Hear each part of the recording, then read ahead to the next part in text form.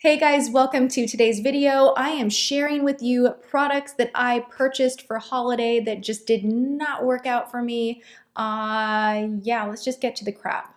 I love doing these videos. I also hate doing them because I don't want to piss you guys off. And I know on Friday I posted about drugstore foundations that I really don't like. Some of you guys were like, oh my gosh, you talked about my favorite, and that's okay. We all have different preferences and things that we look for in makeup, and I am going to be sure to explain why I didn't like these products in front of me. A lot of them are newer launches for holiday, and then there are some odds and ends mixed in. So let's just hop straight to it. Meow. I really wanted this to be something that I could cherish and love and travel with. This is new from Marc Jacobs. This is one of their holiday kits. Look at the tassel. I mean, it's really cute. The packaging itself, adorable. Now online they talk about this clutch being a vegan leather case. That does not make a lot of sense to me. It does not really resemble leather at all. It's like this metallic finish. And the issue that I have with this is I love how beautiful and shiny and perfect it is when it's completely smooth. But one time traveling with this clutch and it is all dinged up. I mean, you literally like poke your nail on the top of it once and that little indentation will stay there permanently. So I feel like if I traveled with this more or continued using it, it would just really get kind of crappy looking pretty quickly. But beyond that, I'm not just disappointed with the packaging. I want to open this up and share with you guys that you get 6 eyeshadows in here. You do get a blush, a bronzer, and a highlighter. Now, all 3 of these right here, they're all right. They're fine. The issue I have is it is tough to get into these pans. When you go to get your highlighter, you are pretty sure to get a little bit of blush, a little bit of bronzer. So it is tough getting your brushes in the exact right product that you're going for. And then it gets a little bit scary that it's so close right next door to eyeshadows. But I can deal with that if I have to. The thing that I kept thinking about with this palette is it's $69 and they have another holiday lunch where you lunch. I'm hungry. They have another holiday launch, a palette of 20 shadows that is so beautiful. It is $99. That is way crazy in price, but it is a gorgeous palette. The eyeshadow quality is stunning. And this one, the issue that I have is you only get 6 eyeshadows. And the more I thought about it, I was like, okay, $69 for this or $99 for 20 eyeshadows. And the shadows that they have in here are fine, but they're nothing super crazy amazing. I mean, I wasn't really able to come up with a look that I felt was that great on its own. I had to mix in a lot of other products with this. They're fine shadows. They're great quality, just like any other Marc Jacobs shadow. But when I started considering that I don't like the packaging, I don't like my brush getting in all this biz right here, and that these shades just weren't something that I would reach for on an everyday basis, this just isn't my favorite. I actually got so frustrated trying to bronze my face with this palette when I was in New York this past week that I went to Sephora and I actually met a few employees. If you are from the Times Square Sephora, mwah, I love you. Oh my God, it made my whole night meeting you. The whole staff there was really awesome. So it was really a fun experience shopping there. So I thought, hey, maybe the reason I'm not liking the bronzer in this palette right here is because it's so awkward to get my giant bronzer brush in that small little pan. And then I saw how giant this pan of bronzer was and I was like, oh my gosh, problem solved. I bet this is incredible. Marc Jacobs has such smooth, beautiful, buttery powders that this has to be so great.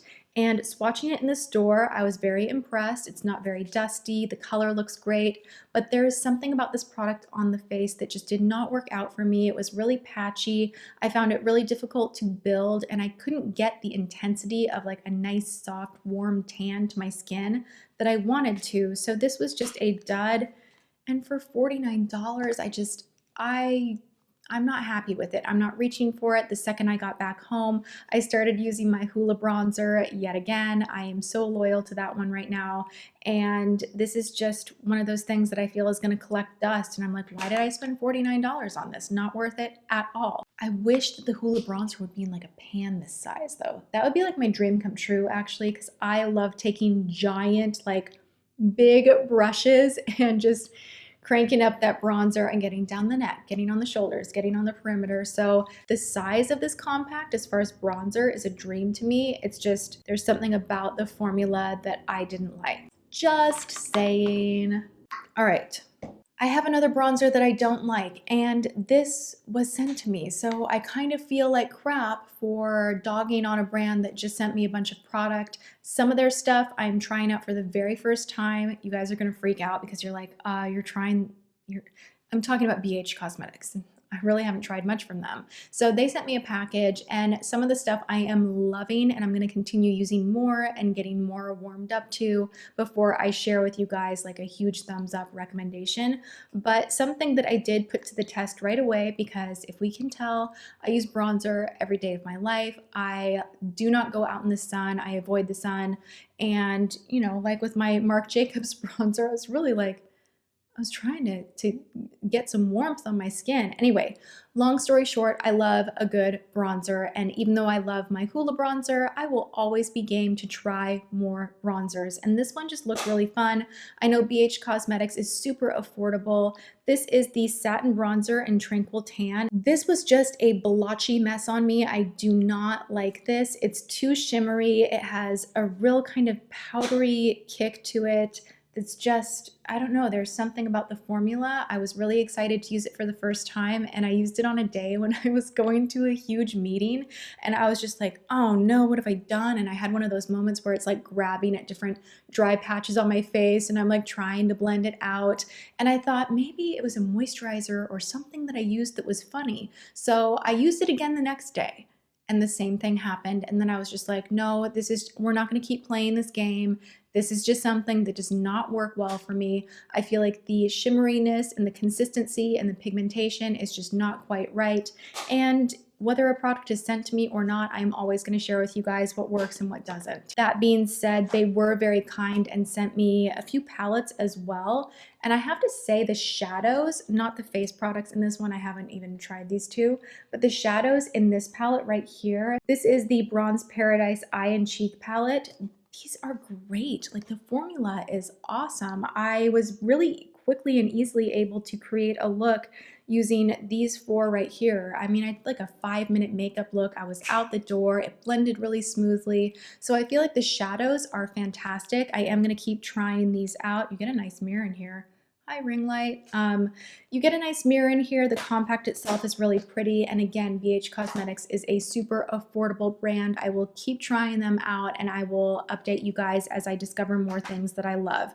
Oh, there was one other thing that I tried out that I loved, and that's the mascara. This is the BH Bliss Ultimate All-in-One Mascara, and I'm wearing this on the lower lash line today. And what I like about this is it is a little bit thicker and volumizing, like almost on the clumpy, chunky side, but in a good way if you like that kind of a look. But it does not flake at all, and it didn't irritate my ultra sensitive eyes, so this was a win as well. Let's talk a little JCat Beauty. They just brought out their You Glow Girl Baked Highlighters, which I was so excited about. I was really, really excited about this because I've been using their baked eyeshadows as highlighters for a very long time. Any of the more champagne shades from their baked eyeshadow range, which I believe they're around $4 or $5, those are phenomenal. They give you such a beautiful, really intense glow without exaggerating any of your pores, without making things look really chunky.